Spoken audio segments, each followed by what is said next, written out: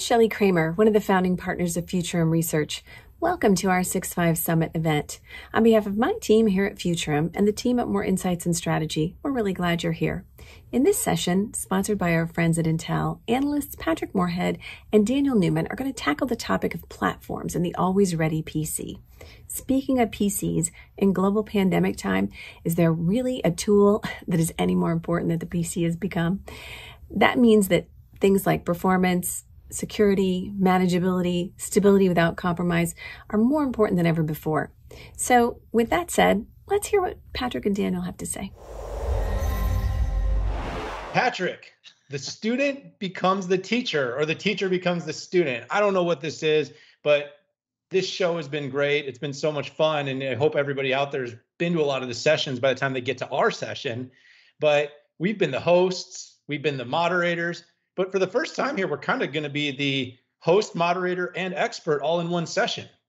Hostess with the mostest, hostess with the least. I don't know what to do, but I saw everybody having so much fun doing this. I really wanted to get in their chair and give it a trial here. So what are we talking about today, Daniel? Well, it's good that we've done this before. I mean, I think a few people have probably tuned into the 6.5 podcast, and if you haven't, never mind, not going to do that right now. Let's talk about platforms, Pat, and let's talk about, we're talking about client computing. We're talking about platforms. We're talking about the role that they're sort of playing in the world of having an always ready, always on PC. And by the way, as you guys have noticed, unlike all of our other sessions that we had a partner, sponsor, vendor, this session, we're taking it on behalf of our friends at Intel, whose team that does client compute asked us to host this session for them. And so, away we go. Yeah, and maybe a great place to start is with a little bit of segmentation of the PC market. You have about half of PCs going into businesses and half going into consumer. About 70% of those are notebooks and about 30% of those are desktops going into business. But we are in a very interesting time. Sales for PCs are off the charts. In fact, the last 2 quarters, the shelves have been bare because the PC industry couldn't supply enough, primarily based on their Asia-based supply chains and COVID-19.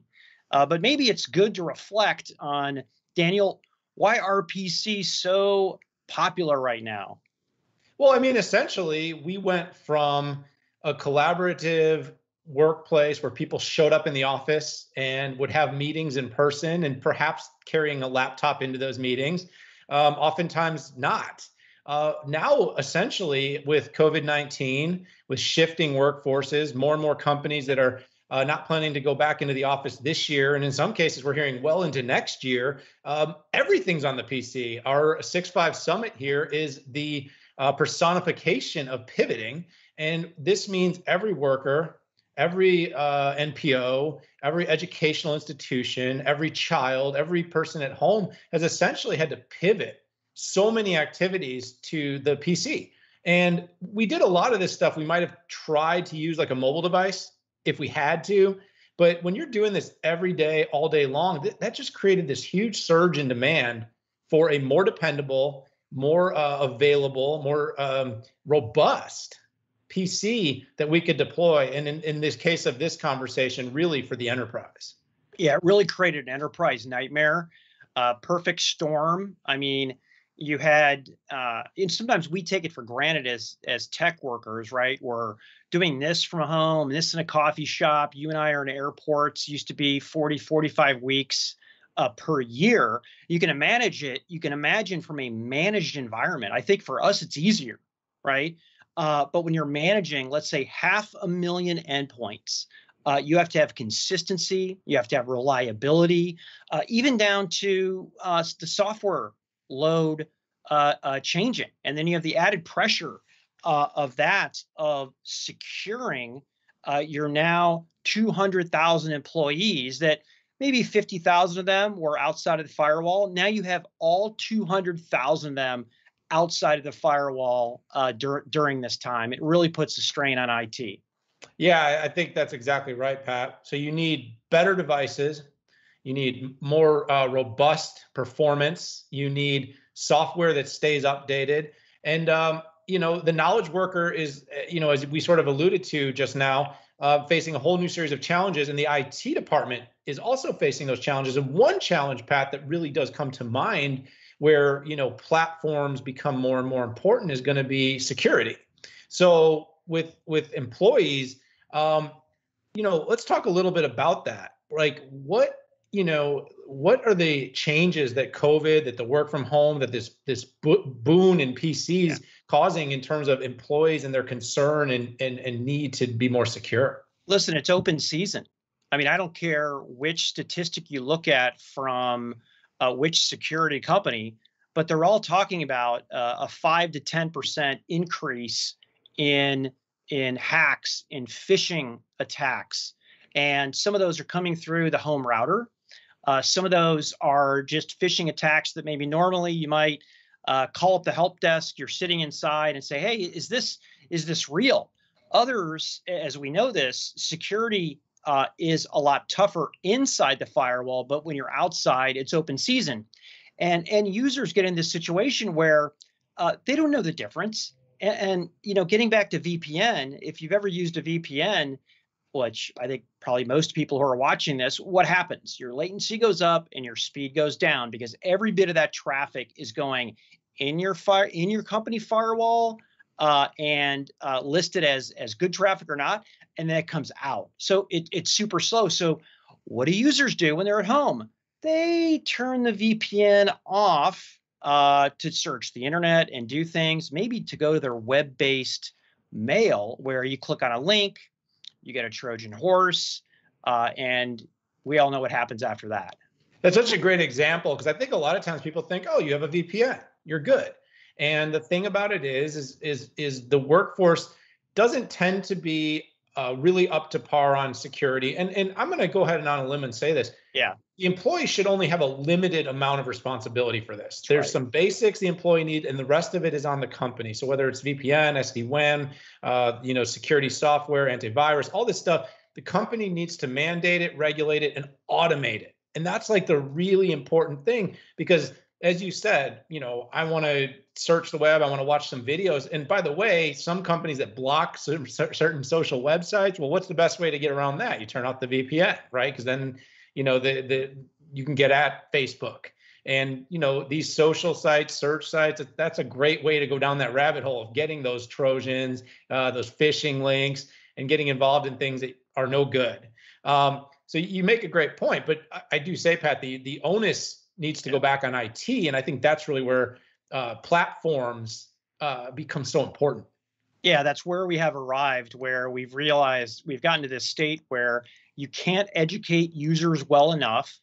And you also can't lock them down so much they can't get their day job done, right? I mean, we're already putting all this literally crud, this software on top of everybody's notebooks at work that literally remove about 40% of the performance, and primarily done because these systems aren't architected from the beginning.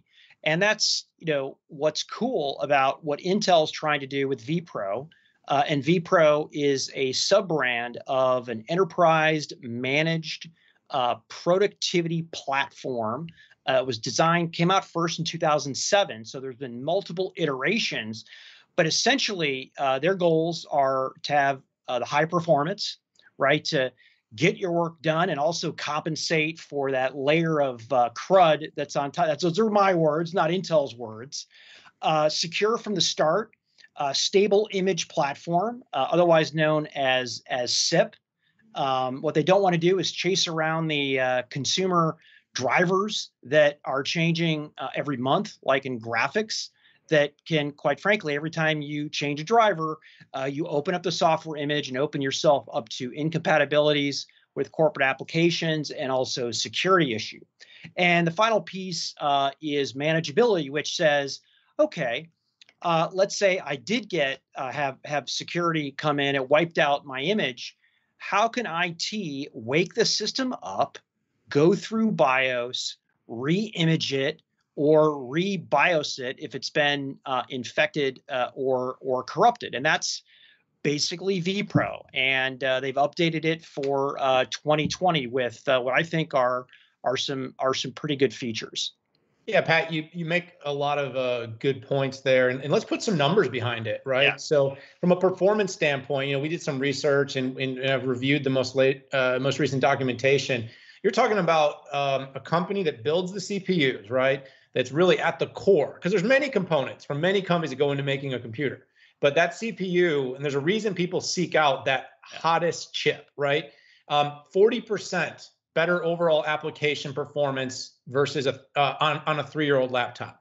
So that's what this platform can do. It's talking about 36% better office productivity against that same 3-year-old laptop, and even the ability to analyze and visualize data 44% better than a 5-year-old or with a 5-year-old laptop. And so those are a couple of important points, because refresh cycles, Pat, they're not every year. When you have 100,000 knowledge workers and you're deploying out PCs, you can't give them the newest, hottest PC. A lot of people are working with 2, 3, 4, 5-year-old PCs. And I think that's a big part of, Pat, what the platform is focused on, is delivering good performance, solid, usable performance, even as these devices age.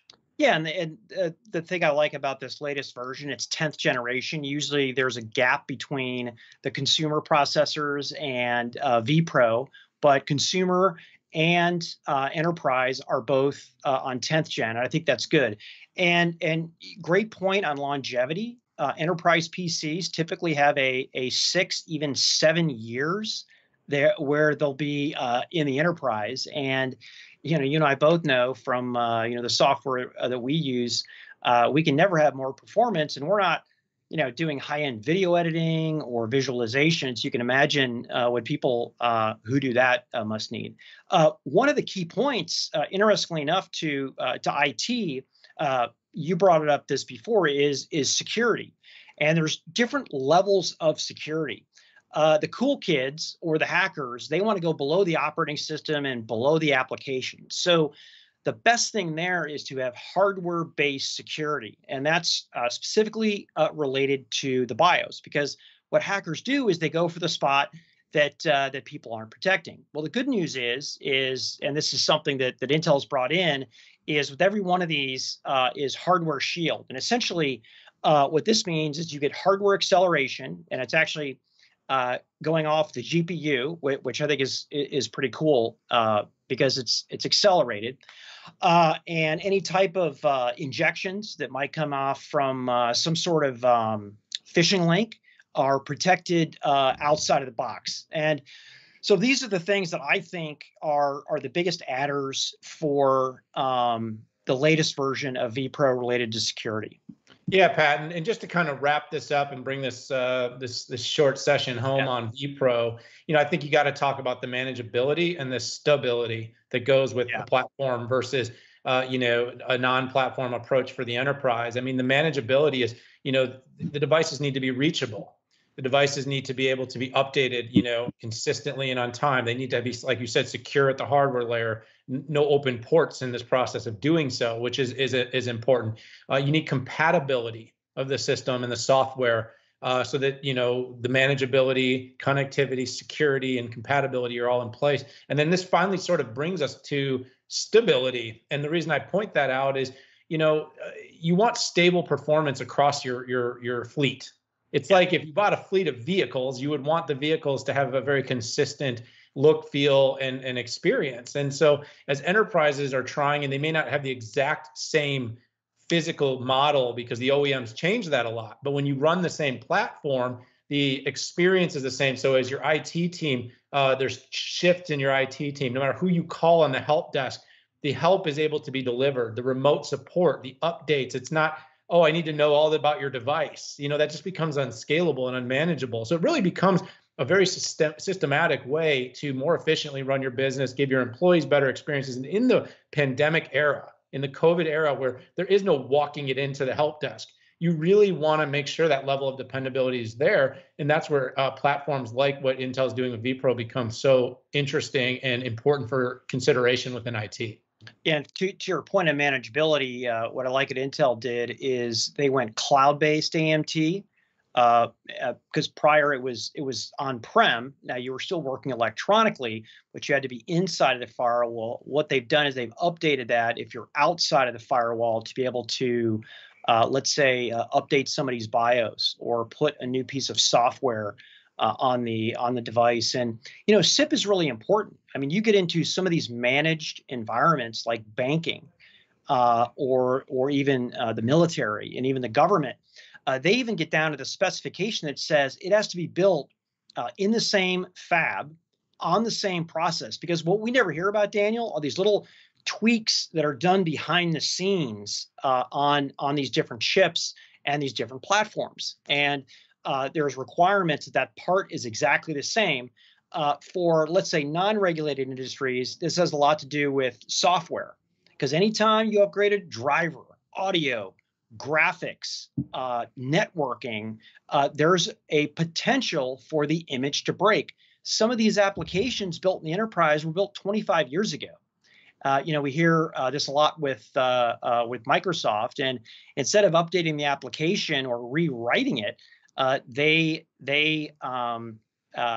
very touchy. And so any change to that is an issue. And that's where the SIP, the Stable Image Platform Program, comes into benefit. Yeah, and when you have imaging for thousands of devices, Pat, you could talk to any IT leader that runs that process of managing and deploying that, and they'll tell you just how important manageability and stability are. So really interesting conversation here. Yeah. I mean, listen, we are in the age of the platform. It's not just platform on your PCs, it's platforms in your business, it's platform for your enterprise software. This is how we get things done consistently and at scale. For businesses looking to grow in the client side, they want their employees to be empowered and being able to get every device to work similarly, consistently, securely, stably, and be easy to manage. There's a very compelling story for these platforms, Pat. Agree. And I think it's a great way to end here. I'm excited to see what Intel comes up with next. And Daniel, in your travels, oh, wait a second, we don't travel anymore. I hope you stay safe. But this has been fun and a great conversation. Yeah, it's my travels to the kitchen to get some coffee while I get ready to tune in to the next session here of our 6-5 Summit. But Pat, it was good. It was a lot of fun as the students to become the teachers, or as the teachers to become the students. Keep clicking, everyone. We appreciate you tuning into the 6-5 Summit. We appreciate you tuning into this session. Thank you, Intel, for having the faith in us to deliver it. We'll see everybody in the 6-5 Summit, hopefully enjoying every one of these sessions very much. Bye-bye now.